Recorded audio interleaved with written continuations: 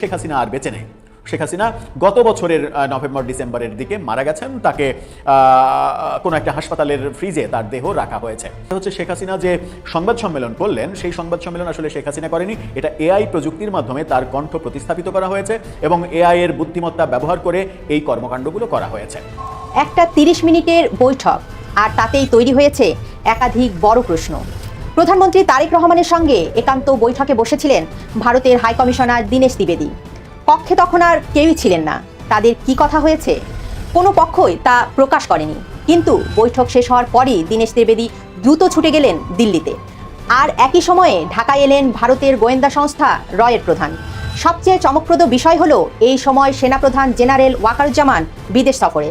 2024 সালে ছাত্র জনতার আন্দোলনের সময় গুলি করে মরে একটা, আহত হয় একটা, একটাই যায় স্যার, বাকিটি যায় না। সামাজিক যোগাযোগ মাধ্যমে ভাইরাল হওয়া এমন বক্তব্যের আলোচিত পুলিশ কর্মকর্তা মোহাম্মদ ইকবাল হোসাইন চাকরি হারাতে যাচ্ছেন। প্রধান পরাগ জেনের ঢাকা সফরের চাঞ্চল্যকর ফলাফল আমরা লক্ষ্য করছি। প্রধান কেন এসেছিলেন আমি স্পষ্ট করে বলেছি, শেখ হাসিনা নিরাপত্তা সংক্রান্ত বিষয়ে কথা বলতে। শেখ হাসিনা যে ফর্মুলাতে রাজনীতি করত, সেম ফর্মুলাতে রাজনীতি করতে যাচ্ছে। দেখেন, বর্তমানে আমাদের প্রধানমন্ত্রী, মাননীয় প্রধানমন্ত্রী চলে গেছে হেফাজতের ওই আমির সাহেবের সাথে দেখা করতে। হেফাজতের আমির বাবুনগরী সাহেবের মুখে হাসি দেখি নাই, কিন্তু যখনই বুকে জড়ায় ধরছে কি হাসি উনার মুখে। কেন এখানে গেছে? উনাদের দাবি দাওয়া পূরণ করে দিবে। কারণ কি, উনি তো সরকারের কাছে তো ভাই মাদ্রাসার জন্য অনেক কিছু দরকার, তাই না? সরকার সেটা দিবে। কওমি মাদ্রাসার এদেরকে চাকরি বাকরির ব্যবস্থা করে দিবে, ইমামদেরকে বেতন বাড়ায় দিবে, যারা মুয়াজ্জেম আছে তাদের বেতন বাড়ায় দিবে। তার মানে কি, তাদের খুশি করে দিলাম, তোমাদের চাওয়া পূরণ করে দিলাম। নিশ্চয়ই তোমরা এখন আন্দোলনে আসবা না। ওই শেখ হাসিনার ফর্মুলায় হাঁটতেছে, কিন্তু তাতে কোনো লাভ হবে না। মামুনুল হক সাহেব কি বলছে জানেন? ওইগুলো আমরা জানি। শেখ হাসিনা ওই একই কাজ করছে, এখন আপনারা ওই একই কাজ করতেছেন। ভাবছেন কওমি মাদ্রাসাকে কিছু দাম খয়রাত করে দিলে, কিছু চাকরি বাকরি দিয়ে দিলে, টাকা পয়সার লোভে এরা চুপ হয়ে যাবে। কিন্তু না, যতক্ষণ পর্যন্ত জুলাই সনদপত্র পাস না হবে, যতক্ষণ পর্যন্ত গণভোটের অধিকার না পাবো, ততক্ষণ পর্যন্ত আমরা চুপ হব না।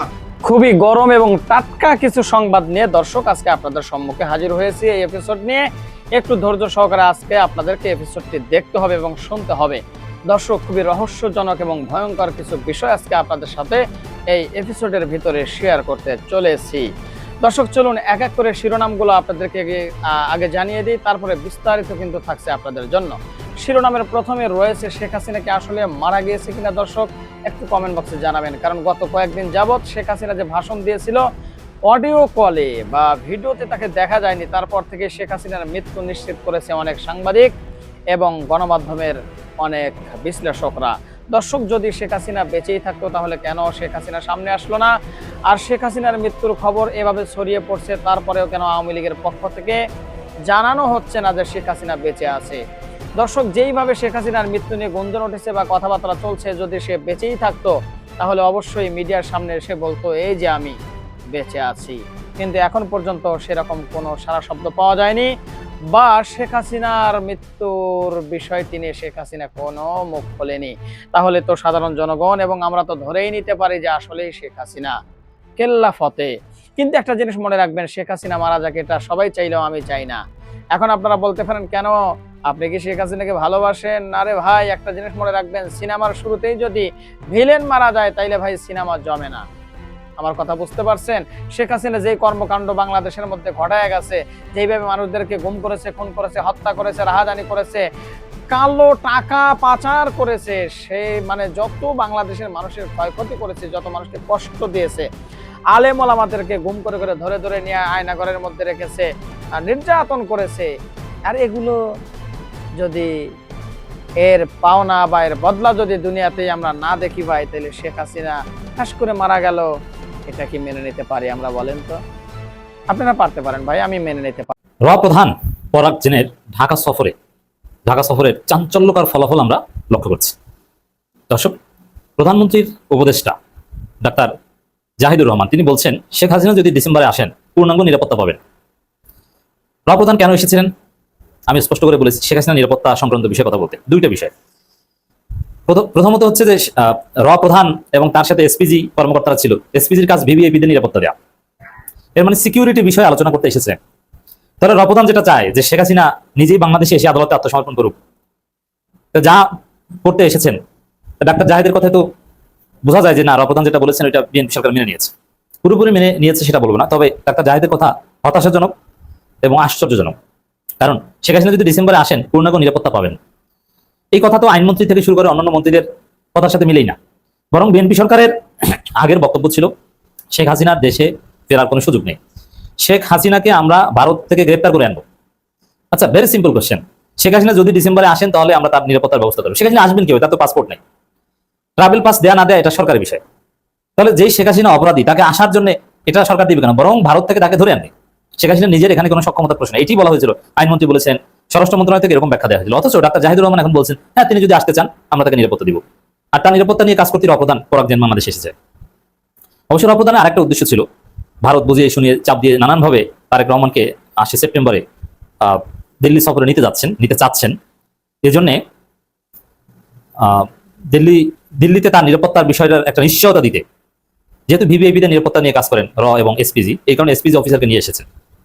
তো বিএনপির কার কার সাথে মিটিং হয়েছে? ডাক্তার জাহিদুর রহমানের কথাবার্তা শুনলে মনে হয় যে তার সাথে রপ্রধানের মিটিং হয়েছে, এবং ডাক্তার জাহিদুর রহমানের কথা যথেষ্ট সন্দেহজনক। এবং রপ্রধানের সফর যে কিছুটা হলেও সফল হয়েছে। দেখেন, বিএনপিতে দুইটা ধারা আছে, একটা হচ্ছে ভারত বিরোধী ধারা, একটা হচ্ছে সরাসরি ভারতের দালাল ধারা। ভারতের দালাল ধারাটা খুশি, তারা রপ্রধানের এই সফরকে নর্মালাইজ করার চেষ্টা করছে। এই ভারতের দালাল ধারার লোক হচ্ছেন এই ডাক্তার জাহিদুর রহমান। ডাক্তার জাহিদুর রহমান বলছেন ভারতের রপ্রধানের ঢাকা সফর নিয়মিত কার্যক্রমের অংশ, জল্পনার কিছু নেই। মিথ্যা কথা, এটা যে মিথ্যা কথা আমি চ্যালেঞ্জ দিচ্ছি। বাংলাদেশে নিকট অতীতে রপ্রধান কবে সফরে এসেছেন ডাক্তার জাহিদকে বলতে হবে, বলেন তো। আপনি কোনো প্রমাণ দেখাতে পারবেন না। এই বিষয়ে আমি অনেক ঘাটাঘাটি পররাষ্ট্র মন্ত্রণালয়ের অনেকের সাথে কথাবার্তা বলে নিশ্চিত হয়েছে নিকট অতীতে কোনো রপ্রধান বাংলাদেশ সফরে এসেছেন এরকম কোনো প্রমাণ নেই। রয়ের কর্মকর্তারা এসেছে, ডিজিএফআই গোয়েন্দা তথ্য বিনিময় হয়, এটা ঠিক, বাট রপ্রধান বাংলাদেশে সফরে এসেছে হাসিনার আমলেও নিকট অতীতে এরকম কোনো এক্সাম্পল নেই। তাহলে নিয়মিত কার্যক্রমের অংশ মানে আপনি কোথায় পেয়েছেন? নিয়মিত কার্যক্রমের অংশ। আর রপ্রধান বাংলাদেশে নিয়মিত আসবেনই বা কেন? বাংলাদেশে অস্থিতিশীলতা সৃষ্টি করে, বাংলাদেশের সমস্ত সমস্যার মূল, এবং নিয়ে বাংলাদেশের জনগণের মধ্যে যথেষ্ট উদ্বেগ উৎকণ্ঠা রয়েছে। সেই প্রধান নিয়মিত বাংলাদেশে আছেন, এটা আবার আপনি বলেন সে নিয়মিত আসলে লাস্ট কবে আসছেন বলেন, বলতে পারবেন না। এর মানে বিএনপির একটা অংশ চেয়েছে বলে রপ্রধান বাংলাদেশে এসেছেন, এবং বিএনপির ওই অংশটা রপ্রধানের সাথে মিটিং করেছেন। ডাক্তার জাহেদ ওই অংশের লোক। আবার অতএব রয়ের দালাল বলতে আমরা যা বুঝি, রয়ের দালাল বিএনপির একটা অংশ। তারা কি চায়? তারা যেটা চায় যে না ঠিক আছে আমরাই বিএনপির দালালি করবো, ভারতের দালালি করবো, আওয়ামী লীগ বাদ। এর মানে আওয়ামী লীগ যেরকম ভারতের ওই যে পরকীয় প্রেমিকের যে অবস্থা, যে তোমার স্ত্রীকে তুমি ছেড়ে দাও, আরে আমি তোমার পরকীয় প্রেমিক, আমাকে নাও। বিএনপির ভারতের দালালদের অবস্থা হচ্ছে এটা। ভারতের স্ত্রী হচ্ছে আওয়ামী লীগ, স্ত্রীকে যেভাবে ব্যবহার করে সেরকম আওয়ামী লীগকে ব্যবহার করেছে ভারত। এখন বিএনপির ভারতপন্থী অংশ বলছে আরে আওয়ামী লীগ ওটা তো বয়স্ক হয়ে গেছে, অচল, মেনোপেজ, অতএব তোমরা আমাকে নাও, আমি পরকীয় প্রেমিক, আমাকে নাও, তোমার ওই আগের স্ত্রী বাদ দিয়ে দাও। তো ভারতের সাথে বিএনপির একটা অংশ বিবাহ বন্ধনে আবদ্ধ হতে চায়। এই বিবাহ বন্ধন ওই সরই বিবাহ বন্ধন, এটা হচ্ছে পলিটিক্যাল বিবাহ বন্ধন, দালালের বিবাহ বন্ধন। একটা অংশ, বিএনপি সবাই না। শেষ পর্যন্ত তারেক রহমান হয়তো ভারত সফরে যাবেন না। যে দর্শক, এই জন্য এই রপ্রধানের বাংলাদেশ সফর একটা স্পর্শকতার বিষয়। এটা নিয়ে বাংলাদেশে তোলপাড় তৈরি হয়েছে, এবং এটা কারা করেছে, কিভাবে করেছে, কখন এসেছে, কার ইনভিটেশনে ভিসা দিয়েছে, এবং রেডিসনগুলোতে যে থেকেছে, রুমগুলো বুকিং দেওয়া হয়েছিল কার নামে, সরাসরি পরাগ জেনের নামে না অন্য কারো নামে, বিলটা কে দিয়েছে, এগুলো সব যদি জাতির সামনে আনা হয় অনেক হিসেবে স্পষ্ট হবে। এবং রেডিসনগুলোতে 4 ঘন্টা মিটিং করেছে কোন দলের নেতারা, তারা কি চায়, মিটিং এর এজেন্ডা কি ছিল, ইটস ভেরি সিগনিফিকেন্ট। তার মধ্যে আবার ডাক্তার জাহেদ প্রকাশ্যভাবে নর্মালাইজ করছেন, এটা অশনির সংকেত। তবে রপ্রধানের সফরের আসল প্রভাব সামনে পড়তে শুরু করবে। বাংলাদেশে নিঃসন্দেহে কোনো অঘটন ঘটবে, বিএনপি উভয় সংকটে পড়বে। বিএনপি আওয়ামী লীগকে পুনর্বাসন করলেও তাদের বিপদ, আবার না করলেও তাদের বিপদ, এরকম একটা পরিস্থিতিতে তারা পড়তে পারে। তো এই বাস্তবতায় দর্শক, রপ্রধানকে বাংলাদেশ সফরের সুযোগ দিয়েছেন বিএনপি কত ধানে কত চাল এটা টের পাবে। এবং রপ্রধানের বাংলাদেশ সফর এবং প্রধানমন্ত্রীর সাথে দীনেশ ত্রিবেদীর বৈঠক, বহুল প্রত্যাশিত, অনেক অপেক্ষার পর বৈঠক, এবং বৈঠক শেষ করেই সাথে সাথে দিল্লি দৌড় দিয়ে গেছে। আওয়ামী লীগ এটাকে বিজয় হিসেবে উদযাপন করছে। তা আওয়ামী লীগ যাতে খুশি, এটা যে বাংলাদেশের জন্য ভালো না, সহজেই অনুমেয়। আওয়ামী লীগের লোকজন, আওয়ামী লীগের যারা মুখপাত্র, আওয়ামী লীগকে অবজার্ভ করতে হলে যাদেরকে আপনার খেয়াল করতে হবে, অনলাইনে যারা সক্রিয়, তাদের দিকে তাকান, সবাই পরাগ জেনের সফরকে মনে করছে যে ওদের আব্বা বাংলাদেশে এসেছে। সেটাকে নর্মালাইজ করতে পারেন না ডাক্তার জাহিদুর রহমান। একটুখানি স্মরণ করেন, আমাদের এই সংসদ ভবনের ভিতরেই বিড়ি টানার জায়গা থাকতে পারে, নিশ্চয়ই আছে কোনো একটা কোনাকাঙ্ক্ষী। কারণ ওই টাইমে শোনা যাইতেছিল ওই বিড়ি টিড়ি টানতে যায় হঠাৎ কইরা যে কোনো একজন বলতেছিল, হ্যাঁ পাইছি ইউরেকা ইউরেকা। কি পাইছেন? মানে সমস্যার সমাধান পেয়ে গেছি। তখন সমস্যাটা কি ছিল? কেউ কোনো কুল কিনারা করতে পারতেছিল না। মাসের পর মাস বৈশা যে সংস্কার করা হইলো, এটা কিভাবে বৈধতা দেওয়া যায়, এটা কিভাবে সংবিধানে ঢুকানো যায়, এইসব জটিলতার মধ্যেই কিন্তু ওই যে বিড়ি টানতে গিয়া ইউরেকা ইউরেকা পাইছি, তখন যারা ওই টানাটানির মধ্যে ছিল তারা ওনাকে জিজ্ঞাসা করলো কি পাইছেন? যে হ্যাঁ আর না ভোট, যেটা দিয়া জিয়াউর রহমান সাহেব রাজনীতিতে আসছিল সেটাই করতে হবে। জাতিকে হ্যাঁ না ভোটের মাধ্যমে জনগণকে নিয়েই এই সমস্যার সমাধান করতে হবে। ওই দিনই কিন্তু জন্ম নিল ওই হ্যাঁ না ভোট। ওই বিড়ি টানাটানির পরে আবার সংসদে যখন আসলো কুলিটুলি কইরা, তখন কিন্তু প্রস্তাব রাখলো উনারাই যে হ্যাঁ না ভোটের মধ্যে চলে যাক, তাইলে আর কোনো সমস্যা থাকে না। এইভাবেই হ্যাঁ না ভোটের জন্ম হয়েছিল। মাননীয় প্রধানমন্ত্রীও তখন বলছিল যারা কথা দিয়ে কথা রাখে না তাদের কোনো ধর্ম নাই। মনে আছে? এই কথাটা কিন্তু বলছিল। যাই একটু মনে করাই দিলাম, শেখ হাসিনার বাবার এই সংবিধান দিয়া এই দেশের কোনো উন্নতি করতে পারবেন না, পথে পথে বাধা পাবেন। এই সংবিধান এমন ভাবেই বানানো হয়েছে যে সংবিধান একজন স্বৈরা শাসক জন্ম দেয়। এই যে 16-17 বছর শাসন করছে, এই সংবিধানটাকে বুকে জড়ায় ধরেই তো শাসন করছে। এই সংবিধানের মধ্যেই তো বিভাজন আছে, স্বাধীনতার পক্ষে বিপক্ষে। আর এই সংবিধানের কি মূল্য আছে? একজন রাষ্ট্রপতি আইসা সংসদের ভিতরে যখন প্রথম ভাষণ দেয়, আপনারা যখন ক্ষমতায় আসেন বিসমিল্লাহ দিন, একেবারে প্রথম দিনই মিথ্যা কথা বললো। এই সংবিধানে লেখা আছে স্বাধীনতার ঘোষক বঙ্গবন্ধু শেখ মুজিবুর রহমান, অথচ একজন রাষ্ট্রপতি কি বলতেছে? অন্য কথা। তার মানে সংবিধানকে অমান্য করলো প্রথম দিনই, যে সংবিধান করে আপনারা গলা ফাটান। শেখ হাসিনার ওই সংবিধানের মধ্যে দিয়ে গেলে তো কোনো পরিবর্তন আসবে না, এটা জনগণ যেমন বুঝে আপনারাও বুঝেন। কিন্তু বুঝাও না বুঝার ভান করেন কেন আজকে আপনারা জুলাই বিরুদ্ধে? এটা নিয়ে একটু কথা বলতে চাই। ভাই ব্রাদার, জুলাই বিরুদ্ধে কারা? আওয়ামী লীগ থাকলে ওকে ডান, ওরা থাকতেই পারে জুলাই বিরুদ্ধে, কারণ জুলাই তাদেরকে ছক্কা মাইরা দিল্লিতে পাঠাইছে। জুলাই বিরুদ্ধে যাওয়া তাদের স্বাভাবিক। আর জুলাই বিরুদ্ধে কারা থাকবে? ভারত থাকবে। হ্যাঁ, ভারতরা জুলাই বিরুদ্ধে থাকবে। কারণ কি? তাদের সবচেয়ে পছন্দের দলটাকে তারা এভাবে তাড়াই দিল এই জুলাই আইসা, একেবারে সবাইকে ভাই বর্ডারের ওই পারে পাঠিয়ে দিল। এটা কি মাইনা নেওয়া যায়? মাইনা নেওয়া যায় না। এটা তো ওনারা মাইনা নিবে না, তাই না? তার মানে কি ভারত আর আওয়ামী লীগ এই সংবিধান চায় না, এটা তো পরিষ্কার। আমরা কিন্তু আপনারা কেন চান না? আপনাদের অসুবিধা কি? সংবিধান যদি সংস্কার হয় আপনাদের কি ক্ষতি বলেন তো? এই যে আপনারা একের পর এক খালি না করতেছেন, এই নায়ের মধ্যে ভাই গুম কমিশনকেও ফেলে দিচ্ছেন। গুম কমিশন বাতিল করার কারণটা কি? আপনাদের উদ্দেশ্য কি? ওই গুম খুন ওই কমিশনটা ভাই একেবারে নিরপেক্ষ একটা জায়গায় ছিল, এটা ডক্টর ইউনূস স্যারই কইরা দিয়ে গেছে। নিরপেক্ষ জায়গা থাকবে, কারণ এখানে কারো যেন প্রভাব না থাকে, পুলিশেরও না, র্যাবেরও না, আর্মিরও না। তারা একেবারে নিরপেক্ষ জায়গা থেকে বিচার করবে। যদি কোনো গুমের কেস আসে, যদি কোনো খুনের মামলা আসে, গুমের মামলা আসে, তারা নিরপেক্ষভাবে ওইটা বিচার করবে। ওইভাবেই তৈরি করা হয়েছে। সেটা বাতিল কইরা এখন আপনারা কি করলেন? এটা তদন্ত করবে কে? পুলিশের হাতে আপনারা তদন্তের ভারটা দিয়ে দিলেন। এটা কি করলেন? পুলিশ কিভাবে তদন্ত করবে? পুলিশের বর্তমানের ভাবমূর্তিটা কেমন এটা তো আমরা সবাই জানি। সেই পুলিশকেই দায়িত্ব দিলেন তদন্ত করার। আর তদন্ত মানে কি? এটা পাবলিক বুঝে। তদন্ত মানেই মানুষের মন থেকে ভুলাইয়া দেওয়া, এটা পাবলিক এখন বুঝে। দেখেন, একটা খুন হইলো বা গুম হইলো, এটা তদন্ত ভার দিলাম আমরা পুলিশকে। দেখা গেল যে ওই গুমের সাথে পুলিশের আরেকটা বাহিনী জড়িত আছে। এখন এটা কিভাবে তদন্ত করবে? এটা হইতে পারে না। আবার দেখেন, আপনার কেউ যদি গুম হয়, খুন হয়, আপনি যদি মামলা করেন আর আপনাকেই সেটা প্রমাণ করতে হবে, যদি প্রমাণ না করতে পারেন আপনি উল্টা জেলের মধ্যে ঢুকে যাবেন। মানে ভয় ঢুকাই দিতেছে। কেন আপনারা পুলিশের হাতে ওই দায়িত্বটা দিলেন? স্বাধীন গুম কমিশনটাকে কেন বাতিল করলেন? আপনাদের উদ্দেশ্যটা কি? হ্যাঁ, আপনারা কি গুম করবেন নাকি? যদি আপনাদের ওই নিয়তি না থাকে তাহলে স্বাধীন কইরা দেন। গত 2টা বছর ওই একই জায়গায় তো আছি আমরা সংবিধান সংশোধন করব না সংস্কার করব?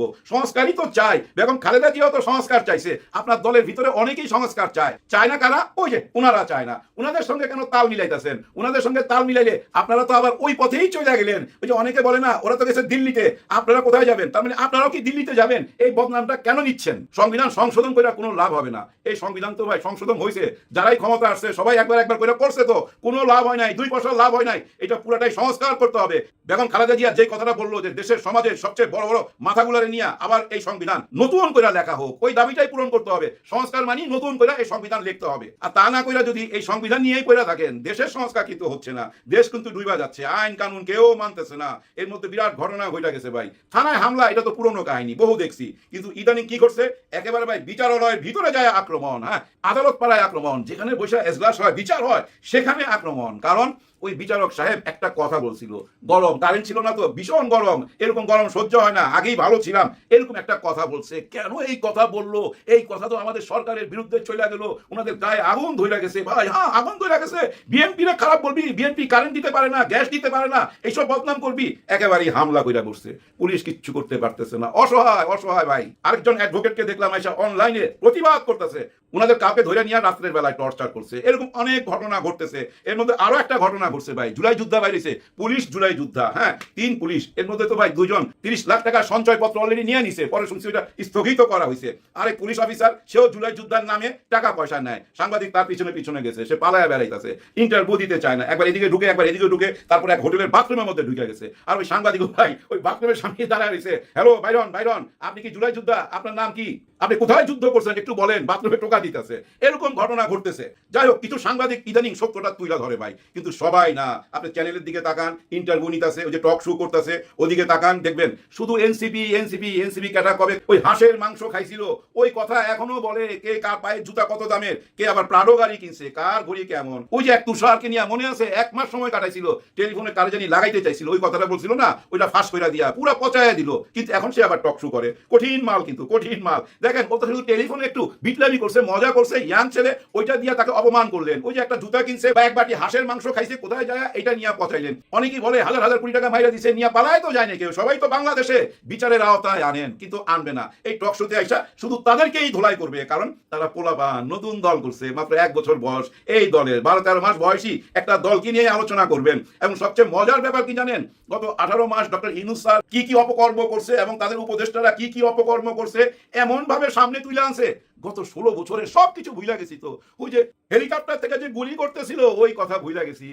ওই যে আক্তার হোসেন প্রিজম ভ্যানের ভিতর থেকে থাপড়াইতেছিল, চিৎকার করে বলতেছিল ছাত্রদের পাশে এসে দাঁড়ান, ছাত্রদের পাশে এসে দাঁড়ান, চিৎকার করতেছিল। আমি এই প্রিজন ভ্যান থেকে সারা দেশের সকল জনতাকে বলতে চাই, আপনারা রাজপথে নেমে আসুন, ছাত্রদের পাশে দাঁড়ান, ছাত্রদের পাশে দাঁড়ান, ছাত্রদের পাশে দাঁড়ান। আমি এই প্রিজন ভ্যান থেকে সারা দেশের সকল জনতাকে বলতে চাই, আপনারা রাজপথে নেমে আসুন, ছাত্রদের পাশে দাঁড়ান, ছাত্রদের পাশে দাঁড়ান, ছাত্রদের পাশে দাঁড়ান। ওই যে ধানমন্ডির ইয়াং ছেলেটা অট্টালিকার দিকে চিৎকার করতে করতে বলতেছিল, সবাই নেমে আসেন, সবাই নেমে আসেন। আমি তো অন্তত আল্লাহর কাছে বলতে পারবো দেশের জন্য জীবন দিছি, আপনারা কি সেই কথা বলতে পারবেন? নেমে আসেন, নেমে আসেন। অনেক মা বোন তাকে সমর্থন দিতেছিল, সবাই নেমে আসতেছিল।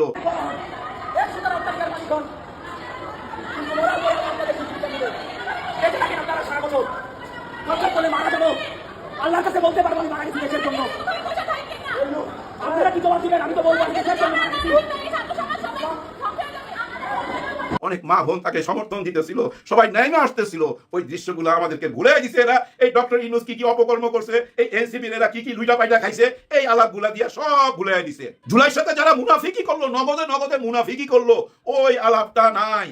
শেখ হাসিনা নাই, কিন্তু তার লোকজনগুলো তো রয়ে গেছে, তারা ওই আলাপটা ভুলাই দিছে, পিছনটা ভুলাই দিয়া নতুন কাহিনী সামনে নিয়ে আসছে। ওই যে পাগলের ব্যাপারটা মনে রাখেন, কোন পাগলের সাথে যদি কেউ আকাম কইরা ওরে পানিতে ধাক্কা মেরা ফেলা দেয়, ওই পাগল কোনোদিনই বলবো না যে ও আমাকে ধর্ষণ করছে বা আমাকে অপমান করছে বা ছোট করছে বা গালি দিছে। ও কি বলবে? ওই যে পানিতে ফেলাই দিছে ওই কথাটাই বলবে। শেষের টুকি মনে রাখে যে আমার পানিতে ধাক্কা দিছে, পানিতে ধাক্কা দিছে। আগে যে আকাম করছে সেটা বলবে না। তাদের ব্যাপারটা এরকম হয়ে গেছে, ওই আগের আকামগুলা সব ভুলাই দিছে। এখন শুধু এনসিপি পানিতে ধাক্কা মারছে, ওই ডক্টর ইউনূস পানিতে ধাক্কা মারছে, এই আলাপটাই সামনে নিয়ে আসতেছে। আপনারা যদি একটু মিলাই দেখতে চান, মিলাইতে পারবেন ভাই। শেখ হাসিনা যে ফর্মুলাতে রাজনীতি করতো সেম ফর্মুলাতে রাজনীতি করতে চাচ্ছে। দেখেন বর্তমানে আমাদের প্রধানমন্ত্রী, মাননীয় প্রধানমন্ত্রী চলে গেছে হেফাজতের ওই আমির সাহেবের সাথে দেখা করতে। হেফাজতের আমির বাবুনগরী সাহেবের মুখে হাসি দেখি নাই, কিন্তু যখনই বুকে জড়ায় ধরছে কি হাসি উনার মুখে। কেন এখানে গেছে? উনাদের দাবি দাওয়া পূরণ করে দিবে। কারণ কি, উনি তো সরকার, সরকারের কাছে তো ভাই মাদ্রাসার জন্য অনেক কিছু দরকার, তাই না? সরকার সেটা দিবে। কওমি মাদ্রাসার এদেরকে চাকরি বাকরির ব্যবস্থা করে দিবে, ইমামদেরকে বেতন বাড়ায় দিবে, যারা মুয়াজ্জেম আছে তাদের বেতন বাড়ায় দিবে। তার মানে কি, তাদের খুশি করে দিলাম, তোমাদের চাওয়া পূরণ করে দিলাম। নিশ্চয়ই তোমরা এখন আন্দোলনে আসবা না। ওই শেখ হাসিনার ফর্মুলায় হাঁটতেছে, কিন্তু তাতে কোনো লাভ হবে? লাভ হবে না। মামুনুল হক সাহেব কি বলছে জানেন? ওইগুলো আমরা জানি। শেখ হাসিনা ওই একই কাজ করছে, এখন আপনারা ওই একই কাজ করতেছেন। ভাবছেন কওমি মাদ্রাসাকে কিছু দান খয়রাত করে দিলে, কিছু চাকরি বাকরি দিয়ে দিলে, টাকা পয়সা লোভে এরা চুপ হয়ে যাবে। কিন্তু না, যতক্ষণ পর্যন্ত জুলাই সনদপত্র পাস না হবে, যতক্ষণ পর্যন্ত গণভোটের অধিকার না পাবো, ততক্ষণ পর্যন্ত আমরা চুপ হব না। যতই মিল মহব্বত করেন না কেন, কথা ওই একটাই, এই সংবিধান সংস্কার করতে হবে। বেগম খালেদা জিয়া যেটা চাইছে এটাই কিন্তু ওনারা চাইতেছে। এই জিনিসটা চাইতেছে এনসিপি, এই জিনিসটা চাইতেছে জামাত ইসলাম এবং বাংলাদেশের অনেক অনেক মানুষ। আপনার মার চাওয়াটাই কিন্তু সবাই মনের মধ্যে গাইতে আছে, সেটাই পূরণ করেন। বেশি কথা বললাম না। বাংলাদেশের 23তম রাষ্ট্রপতি হিসেবে নির্বাচন অনুষ্ঠিত হতে যাচ্ছে আগামী 20 আগস্ট। ইতিমধ্যেই আপনারা জেনে গেছেন বিএনপির পক্ষ থেকে অনেক জল্পনা কল্পনার অবসান ঘটিয়ে একজনের নাম চূড়ান্ত করা হয়েছে। যদিও আজ সারাদিন বিএনপির পক্ষ থেকে বলা হয়েছিল 2 জন ব্যক্তি মনোনয়নপত্র সংগ্রহ করেছে, রুহুল কবির রিজভী এবং মনি। এই 2 জনের মনোনয়ন সংগ্রহের কথা মোটামুটি সারাদিন ধরে শোনা যাচ্ছিল, কিন্তু তারা কার পক্ষে মনোনয়ন সংগ্রহ করেছে, নিজের জন্য নাকি অন্য কারোর জন্য, এই বিষয়টি জানা যাচ্ছিল না। অপরদিকে বিরোধী দলীয় নেতার মিন্টু রোডের বাসভবনে আজ সারাদিন বৈঠক শেষে 11 দলীয় জোট তারা এই সিদ্ধান্ত নিয়েছে, কর্নেল অবসরপ্রাপ্ত মীর বিক্রম অলি আহমেদকে তারা রাষ্ট্রপতি হিসেবে প্রতিদ্বন্দ্বিতা করাবেন। এর কিছুক্ষণ পরেই নাটকীয়তা শেষ করে বিএনপির পক্ষ থেকে একজন ব্যক্তির নাম ঘোষণা করা হলো। তিনি হবেন বিএনপির পক্ষ থেকে একমাত্র প্রতিদ্বন্দ্বী, তিনি হচ্ছেন মির্জা ফখরুল ইসলাম আলমগীর। তাহলে আমরা দুজনকে পেয়ে গেলাম সারাদিনের জল্পনা কল্পনার শেষে, অলি আহমেদ এবং মির্জা ফখরুল ইসলাম আলমগীর। এখন এখানে কে নির্বাচিত হবে আর কে হবে না এটা বোঝা কথা, জানা কথা। কারণ যেহেতু রাষ্ট্রপতি নির্বাচিত করবে জাতীয় সংসদের যে 300 জন সংসদ সদস্য আছে এরা, তাহলে এখানে বিএনপির আসন 211টি, জামাতের 68টি, বোঝাই যাচ্ছে। এখন এই বোঝা যাওয়ার পরেও জামাত এখানে কর্নেল অলি আহমেদকে কেন রাষ্ট্রপতি হিসেবে প্রতিদ্বন্দ্বিতা করানোর জন্য সামনে এগিয়ে দিল? এর আগে কি নজির আছে? হ্যাঁ, এর আগে আরেকবার এরকম হয়েছিল 1991 সালে। ওই সময় বিএনপি ক্ষমতায়, বিএনপি যখন আব্দুর রহমান বিশ্বাসকে রাষ্ট্রপতি হিসেবে মনোনয়ন করলো, বিরোধী দল ছিল তখন আওয়ামী লীগ, তাদের পক্ষ থেকে বদরুল হায়দার চৌধুরীকে প্রতিদ্বন্দ্বী করার জন্য দাঁড় করিয়ে দেওয়া হলো। সেখানে 80 ভোটে তিনি হেরেছিলেন। 1991 সালের পরে 2026 সালে এসে আবার সেই ঘটনার পুনরাবৃত্তি ঘটতে যাচ্ছে। এটি দোষের কিছু না, সংসদীয় গণতন্ত্রে এটি ইতিবাচক। এখন ফখরুল ইসলাম আলমগীর যেহেতু 23তম রাষ্ট্রপতি হতেই যাচ্ছে, ধরিয়ে নেওয়া যায়, তার সম্পর্কে আমরা তিনি হলে কি হবে, না হলে কি হবে, একটা আলোচনা এখানে শুরু হয়েছে, একটা বিতর্ক শুরু হয়েছে যে জামাতের জোট থেকে, অর্থাৎ 11 দলীয় জোটের পক্ষ থেকে কর্নেল অলি আহমেদের মতো একজন বীর মুক্তিযোদ্ধাকে সামনে এগিয়ে দেওয়া হয়েছে। জামাত রাজাকারের দল একজন বীর মুক্তিযোদ্ধাকে সামনে এগিয়ে দেওয়া হলো, আর কর্নেল অলি বলির পাঁঠা হয়ে এইখানে এগিয়ে গেলেন। তিনি তো নিশ্চিত জানেন তিনি ঠকবেন, তিনি রাষ্ট্রপতি হতে পারবেন না, তারপরেও তিনি কেন, ইত্যাদি ইত্যাদি বিভিন্ন ধরনের কথা। এটা যেমন বিএনপির পক্ষ থেকে খুব জোরে সোরে প্রচার চালানো হচ্ছে। এখন কথার পিছিয়ে তো কথা থাকে। মনে হচ্ছে জামাতের এই কৌশলের কাছে সরকার দল কিছুটা ধরা খেয়েছে। কেন ধরা খেয়েছে? কারণ জামাত জানতো যে কর্নেল অলি আহমেদকে জামাত জোট বা 11 দলীয় জোট যদি মনোনয়ন দেয়, চূড়ান্তভাবে মেনে নেয়, তাহলে এখানে দুইটা লাভ। নাম্বার 1, জামাত যে মুক্তিযোদ্ধাদের সবসময় সম্মান করে, তো জামাত আবারও তার প্রমাণ দিল যে কর্নেল অলি আহমেদের মতো একজন ব্যক্তি যিনি নির্বাচিত হতে পারেন নাই, যে কোনোভাবে তিনি হেরে গেছেন, তিনি যেহেতু নির্বাচিত হতে পারেন নাই, তাকে সম্মান করতে হবে। এবং জামাত এই নজির তার যে নারী সংসদ সদস্য, এই ক্ষেত্রেও কিন্তু দেখিয়েছে। মাহমুদা মিতুকে কিন্তু এনেছে, তার প্রতি সম্মান দেখিয়ে তাকে এনেছে, তুলে এনেছে। অর্থাৎ শরিকদের প্রতি জামাতের যে কমিটমেন্ট, এটা কিন্তু জামাত 100 পূরণ করার চেষ্টা করছে। তাহলে কর্নেল অলিকেও তিনি আবার এগিয়ে আনলেন যে আপনি এই পদের উপযুক্ত। অর্থাৎ জামাত কর্নেল অলিকে এইটা বুঝালেন যে বীর বিক্রম, আপনি শুধু আমাদের দলের একজন সাধারণ মানুষ নন, একজন সদস্য নন, একজন শরিক দলের একজন অংশীদার নন, আপনাকে আমরা ওই জায়গায় কল্পনা করি। এবং সর্বসম্মতিক্রমে 11 দলীয় জোটের সমস্ত নেতৃবৃন্দ মিলে কিন্তু এই কাজটি করেছে। তাহলে তাকে প্রথমত সম্মান দেয়া যে আমরা আপনাকে ওই জায়গায় রাখি। আর দ্বিতীয় হচ্ছে সরকারের কথায় বিনা প্রতিদ্বন্দ্বিতায় সরকার যা বলবে ইয়েস নো, চিৎ করলে চিৎ, কাট করলে কাট, না, এরকম না। সরকার যাকে নির্বাচিত করেছে তার বিপরীতে বিরোধী দলের যে মেরুদণ্ড আছে, তারা যে বিপরীত পথে হাঁটতে পারে, তারা যে বিপরীত চিন্তা করতে পারে, এটি দেখিয়ে দেয়া যে এই সমস্ত ক্ষেত্রে বিগত দিনে যেভাবে রাষ্ট্র পরিচালিত হয়েছে, সরকারি দল এবং বিরোধী দল যেভাবে পরিচালিত হয়েছে, এরকম না। গতানুগতিকতার বাইরে গিয়ে কিছুটা নতুনত্ব আনা, কিছুটা সংযোজন, কিছুটা বিয়োজন, যেটা রাষ্ট্রের জন্য ভালো, সেগুলো করতে চেয়েছে। যার কারণে তারা সরকারি দলকে একটা বার্তা দিয়েছে যে আপনি প্রতিদ্বন্দ্বিতা করে আসেন, যাতে 23তম রাষ্ট্রপতি এই গল্প করতে না পারে যে আমি বিনা প্রতিদ্বন্দ্বিতায় নির্বাচিত হয়েছি। তাকে প্রতিদ্বন্দ্বিতার ভিতর দিয়ে, ভোটাভুটির মধ্য দিয়ে তাকে যেতে হবে। সুতরাং জামাত মুক্তিযোদ্ধাকে আবার সম্মান করেছে, এটা প্রমাণিত হয়েছে। অপরদিকে ওই যে বললাম, বিরোধী পক্ষে তো কথা থেকে যায়, যখন জামাতকে এইভাবে কটাক্ষ করছে, ট্রল করছে যে তারা এরকম মুক্তিযোদ্ধাকে, আর মুক্তিযোদ্ধা অলি সেও বলির পাঠা। মির্জা ফখরুল ইসলাম আলমগীরের ব্যাপারে প্রচন্ড বিতর্ক আছে, তার পিতার ব্যাপারে। আপনারা যদি সোশ্যাল মিডিয়া দেখেন তাহলে দেখবেন এই ব্যাপারে ভেসে গেছে একেবারে। আপনার ওই সময়ের অবস্থান আর এই সময়ের অবস্থান ধরে রাখতে পারলেন না। আপনি এই সময়েও এমন একজনকে দিতেন যার ওই ধরনের কোনো বিতর্ক থাকতো না, যে এরকম কর্নেল অলির মতো বীর মুক্তিযোদ্ধা আছে। তো মেজর হাফিজউদ্দিন আহমেদ থাকলে এই সমস্যা কি ছিল? তাহলে তো এই বিতর্কটা থাকতো না। মেজর হাফিজউদ্দিন আহমেদ তিনি তো রণাঙ্গনের মুক্তিযোদ্ধা, খেতাবপ্রাপ্ত মুক্তিযোদ্ধা, এবং তিনি ভারপ্রাপ্ত রাষ্ট্রপতি। এই লেটারটা চুকে যেত। তাহলে বিএনপি কিন্তু এখানে জামাতের কৌশলের কাছে প্রাথমিকভাবে ধরা খেয়েছে, এবং ওই জ্বর গলায় তারা এই কথা বলতে পারবে না। যাই হোক, ওটাও আমাদের আলোচনার বিষয় না। আমরা মনে করি বিগত 17 বছর ধরে এই আওয়ামী লীগ বাংলাদেশের মানুষকে এই মুক্তিযুদ্ধের পক্ষে এবং বিপক্ষে এই কথাটি বলে পুরো দেশটাকে বিভাজন করে ভারতের হাতে তুলে দেওয়ার সমস্ত ষড়যন্ত্র করে ফেলেছিল, এবং এই কাজটা নির্বিঘ্ন করতেই তারা এই বিভাজনটা, এই বয়ানটা সামনে এনেছিল। 2024 সালের পরে বাংলাদেশের মানুষ সত্যিকার অর্থেই এই মুক্তিযুদ্ধের পক্ষে এবং বিপক্ষে এ নিয়ে আর আলোচনা শুনতে চায় না। দর্শক, আশা করি পুরো ভিডিওটি আপনারা দেখেছেন। এবার অবশ্যই আপনাদের মূল্যবান মতামত কমেন্ট বক্সে জানিয়ে দিন। পারলে ভিডিওটি শেয়ার করে সবাই দেখার সুযোগ করে দিন।